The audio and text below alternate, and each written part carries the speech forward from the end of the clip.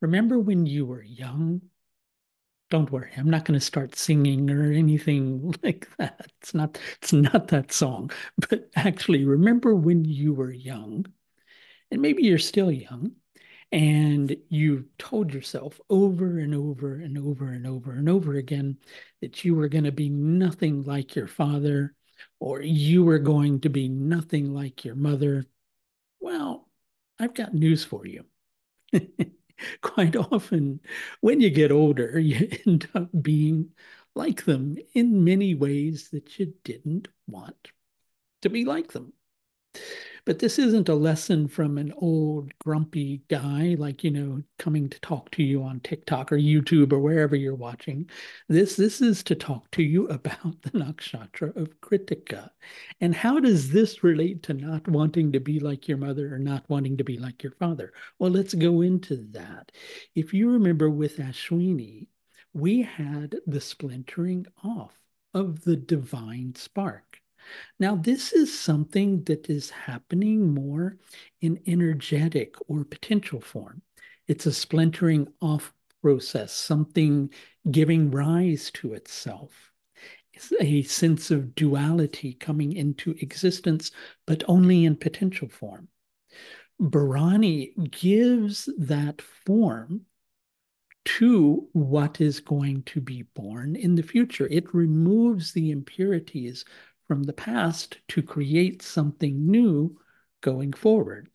Well, with Krittika, we have the process of differentiation.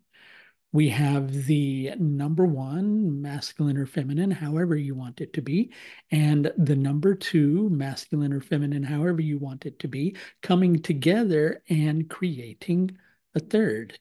With that third having some qualities like the one and the two, but equally qualities that are going, that's not going to be who I am, right? I'm going to refine myself so that I don't have those quote unquote impurities that I brought into existence, so that I'm differentiated from where I came from. Krittika deals with the processes of differentiation and refinement. I often like to kind of refer to it as, think of it as a cosmic umbilical cord, right?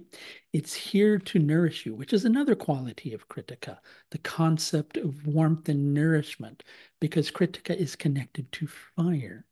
So the nourishment, you have this cosmic umbilical cord, and you're bringing down the energy that is here to support you in your existence. Sometimes that gets blocked up because you're hanging on to patterns that don't serve you, hanging on to, maybe the parental conditioning or any other conditioning from somebody in your life, and you're needing to purify that. And you're just needing to honor and respect your own truth over and above the things that are imposed upon you. So Kritika deals with the concept of truth, but it deals with the individual's version of the truth, which doesn't always have the same bearing as the actual truth. And that sometimes causes a problem for the Kritika natives because they want to assert their own version of the truth as the truth, which then leads to conflict with other individuals. Kritika natives are always very blunt, straightforward, and believe in just being honest and giving you a clear assessment of things as they see it, which again doesn't always necessarily relate to the situation. So this will give you a short understanding of how planets in Kritika behave. Of course, different planets will behave differently in Kritika Nakshatra. Like, Jupiter will behave differently than the moon. Sun will behave much differently than Jupiter or the moon, and so on and so forth. If you'd like to know a little bit more about the lunar mansions or nakshatras, as they impact your own personal horoscope, I suggest scheduling in an astrological consultation with me. You're going to be able to do that at the link that you'll see above if you're watching this on YouTube. And if you're watching this elsewhere, it will be down at the bottom of the video. Thanks a lot for watching. I'll talk to you next time when we discuss Rohini. Bye now.